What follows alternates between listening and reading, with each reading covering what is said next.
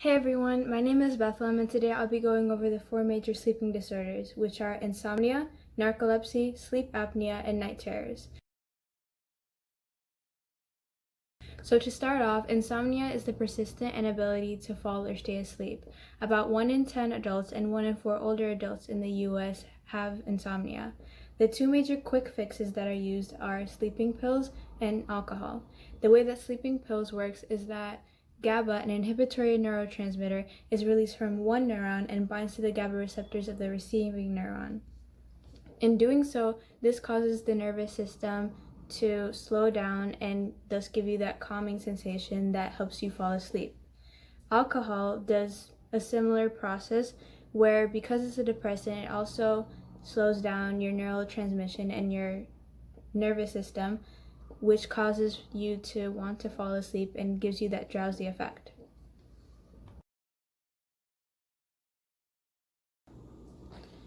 Moving on, the second sleeping disorder is narcolepsy, which is characterized by uncontrollable sleep attacks that causes the person to fall straight into REM sleep in about the first 15 minutes or so of falling asleep. About 1 in 2,000 people have narcolepsy, and these narcoleptic episodes usually last for about 5 minutes or less. When researchers were trying to find any linkage of any brain abnormalities to narcoleptic episodes, they found out that those with narcolepsy were extremely lacking in orexin, also known as hypocretin, which is a neurotransmitter that's linked to alertiveness, or basically being awake. Right now, I'll pull up an image to show what happens during a narcoleptic episode. So first, there has to be an emotional trigger. So in this case, it could be you getting really excited because you're about to see your favorite cousin that you haven't seen in forever. That can be your trigger. And then after that, cataplexy occurs, which basically is when your muscles go weak without any warning. And because of that, you slowly collapse to the ground and then fall straight into REM sleep. Because narcoleptic episodes can occur at any time and anywhere without any warning, those with narcolepsy are put in extreme danger because they can't control their episodes, which is why usually those with narcolepsy have to be accompanied by a friend or by another person in order to prevent any unfortunate events from happening.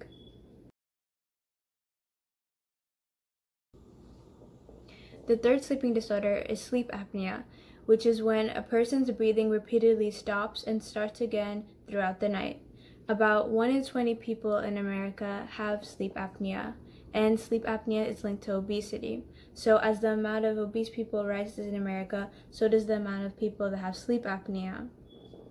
A typical night for a person that has sleep apnea would usually start off with them falling asleep and then not breathing for about a minute or so.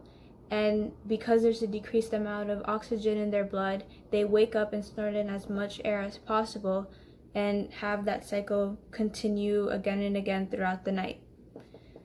Usually, for people that have sleep apnea, their physicians typically prescribe them a mask that includes an air pump that's supposed to regulate their breathing by keeping their airway open throughout the whole night.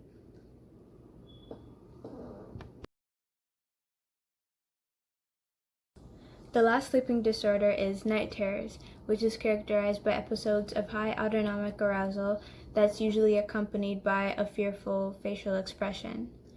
The people that usually suffer from night terrors the most are children, but fortunately grow out of it after the age of 12 or so. A few examples of what would happen during a night terror is the person flailing their arms around, thrashing at their pillow, or even talking incoherently and sleepwalking. A major key tip to know for the AP exam is that night terrors and nightmares are two different things. Night terrors occur in the first few hours of stage 4 and are rarely ever remembered, whereas nightmares occur in REM sleep and are usually remembered.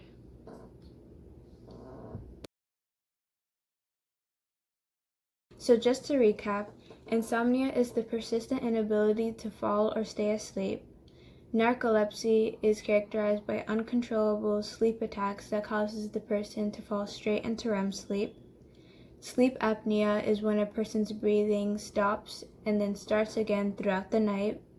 And lastly, night terrors is when a person experiences episodes of high autonomic arousal that's usually accompanied by a scared facial expression.